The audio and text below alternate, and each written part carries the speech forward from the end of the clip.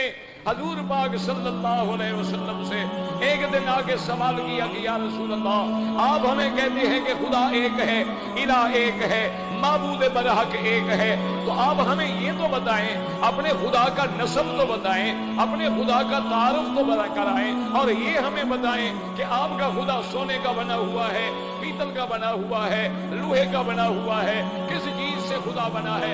अल्लाह तबारक व तआला ने ये सूरत मुबारक बयान फरमा के मुशरिकीन का रद्द फरमा दिया। वो अल्लाह तबारक व तआला मजमुआ सिफ़ात है, तमाम सिफ़ात कमाल और जमाल से मुत्तसिफ है, और उसकी जात को कोई नहीं समझ सकता है।